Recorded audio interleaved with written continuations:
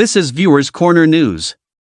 Our news analysis today are on: how long will it take the Election Tribunal of Nigeria to decide on the election matters?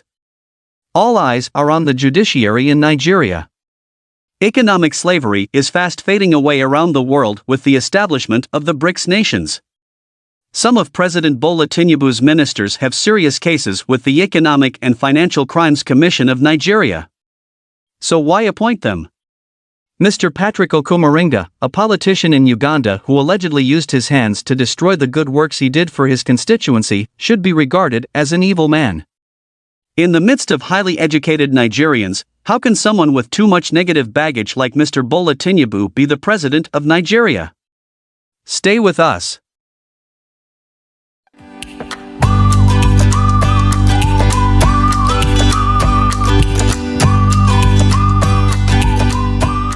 How long will it take the Election Tribunal of Nigeria to decide on the election matters? All eyes are on the judiciary in Nigeria.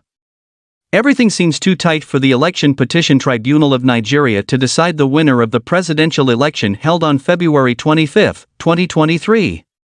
If it were easy for them to manipulate the process, they would have called the result a long time ago, which would perhaps favor President Tinubu. But as all eyes are on the judiciary, it becomes extremely difficult for them to reach a decision. Nigerians know who truly won the presidential election, so if something different is announced, then there may be a problem. Hence, the Election Petition Tribunal of Nigeria is not out with the verdict. But then, whichever way it goes, Nigerians know the truth and may not take it lightly with the judiciary of Nigeria, which has been accused severally in the past of corruption. Again, we are waiting to see how the judiciary of Nigeria will decide the presidential election case, which has attracted comments from Nigeria's well-wishers around the world. Economic slavery is fast fading away around the world with the establishment of the BRICS nations. The West and the United States of America have been using their powers for so many years to intimidate and destabilize poorer countries around the world, believing that no one can ever unseat them. But the establishment of BRICS by some great countries of the world who want to make the world a better place for all should be seen as a welcome development. If the United States of America is having issues with some of the BRICS nations, especially China and Russia, and wants other countries to join them in hating China and Russia, then such a move can never be accepted. Though some countries may join the United States in whatever they say or do, whether good or bad, most countries will not listen to them. You should not hate someone who has not committed any offense against you. Again, one of the reasons the United States is not happy with South Africa is because of its closeness to Russia and China. It was alleged that the United States of America wanted South Africa to ban Huawei, a Chinese outfit, from the country, but South Africa rejected such a request. Again, the United States of America is not in any position to tell South Africa who to do business with. Such audacity is unacceptable. So said the government and the people of South Africa, which is great. Huawei is a great name in the field of technology and has contributed to the growth of South Africa. Therefore, any country asking South Africa to ban such a great outfit is wasting his or her time. Another aspect that the Viewers Corner news team is looking into is the establishment of the BRICS, which so many countries in the world have indicated interest in joining. The BRICS will be a blessing to countries around the world when it becomes fully operational, especially to the continent of Africa, which has huge natural resources.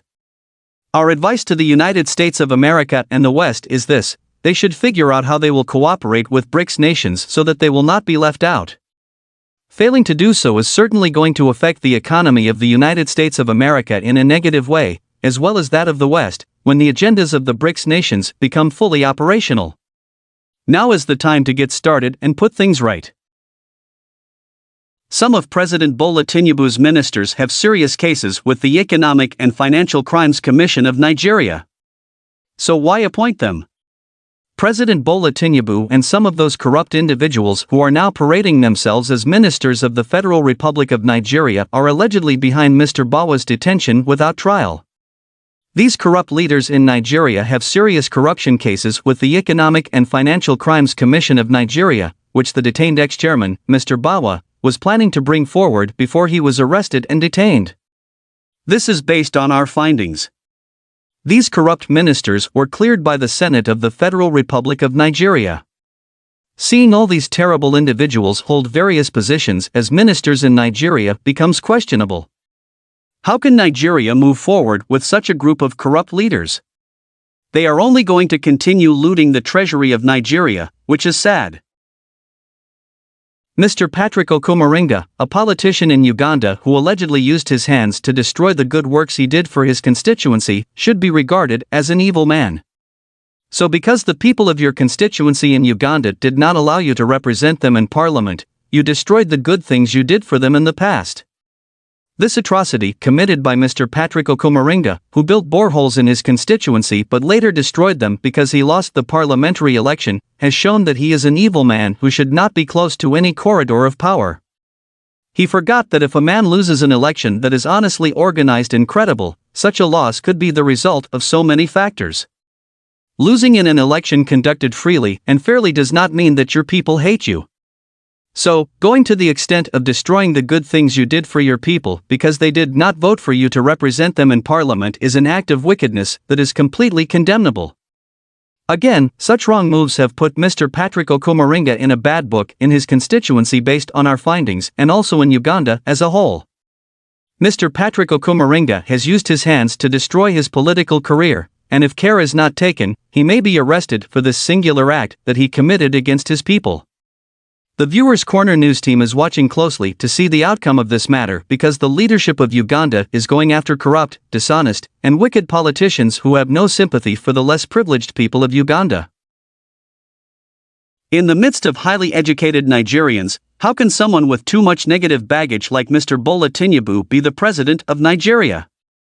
President Bola Tinubu's lawyers are asking the university that their client claimed to have attended in the United States of America not to release the credentials as requested by the ex-vice president of Nigeria, Mr. Atiku Abubakar, who also contested the presidential election on February 25, 2023, but lost.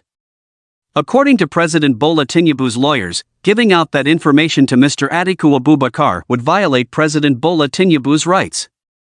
This is laughable. Now hear our point on this issue. The moment President Bola Tinubu applied to be the president of Nigeria, he became a public project for scrutiny. Meaning that everything about him must be properly examined by all Nigerians because he applied for the #1 job in the country. Such a position should be given to someone with outstanding qualities, not someone with too many skeletons in his closet. Based on objections from President Bola Tinubu's lawyers asking the University of Chicago not to release these vital documents, it means that President Bola Tinubu might have stolen someone's identity. Again, those credentials President Bola Tinubu is parading himself with may belong to another person. If his hands are clean, he would have quickly asked the university to release the documents so as to clear all doubts about his academic records. President Bola Tinubu is not qualified to be called the president of Nigeria and should be disqualified, in our opinion. Leaders should lead by showing good example to their subjects, and for a country to grow and move to the next level, those seeking leadership positions should be individuals with integrity and not those with questionable characters. If you want to get more analysis on politics and good governance, health issues and others, subscribe to our channel and click on the notification bell. Thanks for watching. This is Viewers Corner News Channel.